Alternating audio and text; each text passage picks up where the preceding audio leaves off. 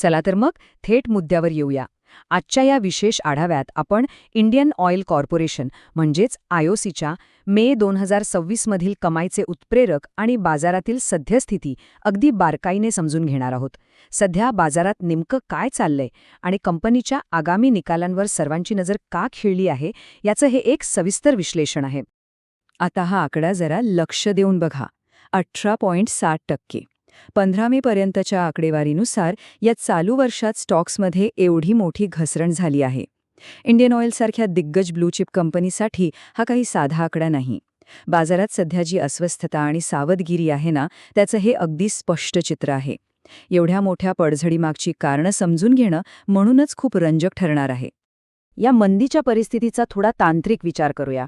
आगामी निकालांच्या आधी स्टॉकवर विक्रीचा प्रचंड दबाव आलेला दिसून येतोय. RSI जवळपास 25 वर आहे. याचाच अर्थ स्टॉक सध्या ओव्हरसोल्ड किंवा स्ट्रॉंग सेल झोनमध्ये आहे. शिवाय स्टॉक त्याच्या 200 दिवसांच्या मूव्हिंग ॲव्हरेजच्या खाली ट्रेड करतोय. बाजाराच्या भाषेत सांगायचं तर हे दीर्घकालीन मंदीचं एक स्पष्ट लक्षण मानलं जातं आणि म्हणूनच शुक्रवारची क्लोजिंग प्राइस 134 रुपये 48 पैसे ते 134 रुपये 90 पैशांच्या आसपास राहिलेली पाहायला मिळाली. भाग 1. भूराजकारण आणि कमी होणारे मार्जिन यामागचं नेमकं कारण काय? आता यामागचं मुख्य कारण म्हणजे बाह्य भूराजकीय घडामोडी. मध्यपूर्वेतील वाढता तणाव आणि जागतिक संकटांचा कच्च्या तेलाच्या पुरवठ्यावर थेट परिणाम होतोय आणि याचाच फटका कंपनीच्या मार्जिनला आणि पर्यायाने नफ्याला बसतोय. या सगळ्या जागतिक अस्थिरतेमुळेच मागील तिमाहीच्या तुलनेत नफ्यात अंदाजे 14% घसरण होण्याची शक्यता वर्तवली जात आहे. हा फरक इथे अगदी स्पष्ट दिसतोय.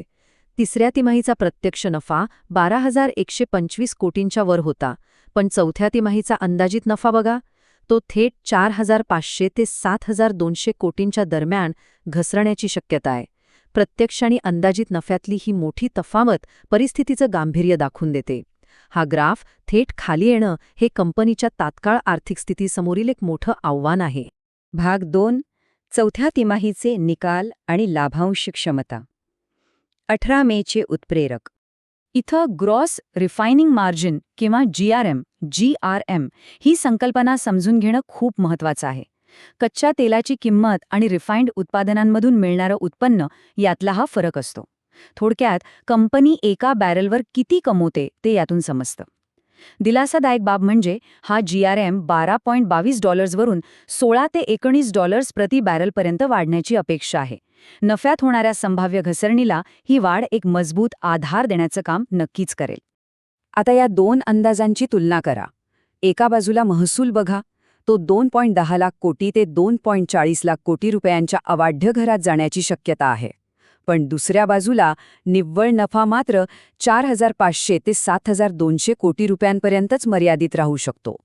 एवढा प्रचंड महसूल मिळूनही जर हातात उरणारा नफा तुलनेने एवढा कमी असेल तर खर्चाचं गणित आणि मार्जिनवर आलेला दबाव किती तीव्र आहे हे आपल्या लगेच लक्षात येतं. नफ्यातली ही अपेक्षित घसरण बाजूला ठेवली तर बाजाराचं लक्ष एका अतिशय महत्त्वाच्या आकड्याकडे आहे. 7.0% ते 7.4%. हा आकडा कंपनीच्या ऐतिहासिकदृष्ट्या मजबूत लाभांश परताव्याचे म्हणजेच डिव्हिडंड यील्डचे प्रतिनिधित्व करतो. सध्याच्या या अस्थिर वातावरणात हा खात्रीशीर परतावा एक खूप मोठा सकारात्मक घटक ठरतोय. याच संदर्भात 18 मे रोजी होणारी संचालक मंडळाची बैठक खूप महत्त्वाची ठरणार आहे. या बैठकीत आर्थिक वर्ष 26च्या अंतिम लाभांशावर निर्णय घेतला जाईल. लक्षात घेण्यासारखी गोष्ट म्हणजे यापूर्वीच एप्रिल 2026 मध्ये प्रति शेअर 2 रुपयांचा दुसरा मध्यंतरी लाभांश दिला गेला आहे. त्यामुळे आता अंतिम लाभांश जाहीर होतो हा बाजाराच्या प्रतिक्रियेसाठी एक अत्यंत महत्त्वाचा ट्रिगर ठरणार आहे. भाग 3. तांत्रिक पातळी आणि पुढील वाटचाल. सद्यस्थितीचं नेमकं वर्णन करायचं तर बहुतांश प्रमुख संशोधन संस्थांनी सध्या या स्टॉकला होल्ड रेटिंग दिला आहे. एका बाजूला स्टॉकमध्ये आलेला अल्पकालीन तांत्रिक कमकुवतपणा आणि दुसऱ्या बाजूला कंपनीची भक्कम दीर्घकालीन मूलभूत तत्वे यांच्यातला हा समतोल आहे. सध्याच्या परिस्थितीत घाई न करता वाट पाहणं अधिक योग्य राहील, असाच काहीसा हा कल आहे. जे लोक किमतींच्या हालचालींचा बारकाईने अभ्यास करतात त्यांच्यासाठी हे आकडे एका दिशादर्शकासारखे आहेत. 122 ते 133 रुपयांच्या दरम्यान एक मजबूत सपोर्ट आहे आणि ₹148 तात्काळ रेझिस्टन्स आहे.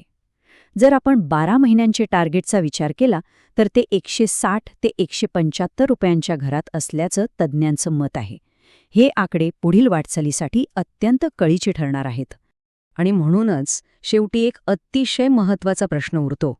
कंपनीची लाभांश देण्याची ही मजबूत क्षमता सध्याच्या अल्पकालीन भूराजकीय आव्हानांवर मात करू शकेल का? की हे जागतिक वारे नफ्याच्या आशांवर पाणी फिरतील? 18 मेचे निकालच याचं उत्तर देतील. हा केवळ एका कंपनीचा निकाल नाही, तर जागतिक आव्हानांसमोर भारतीय ऊर्जा क्षेत्राच्या लवचिकतेची ती एक मोठी परीक्षा आहे. हे सविस्तर विश्लेषण आपण इथेच थांबूया, पण या घडामोडींवर लक्ष ठेवणं नक्कीच औत्सुक्याचं ठरणार आहे.